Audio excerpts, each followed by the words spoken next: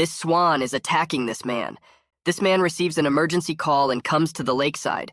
He sees that the swan's chick is stuck in the fences and helps to rescue it. But the mother swan starts attacking the man, thinking he will harm her chick. Despite this attack, the man continues to rescue the chick. It's very difficult to free the chick's head from the fence without hurting it.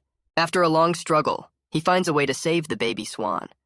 After rescuing the chick, the man will release it into the lake, but the mother swan is still very worried and still attacking the man.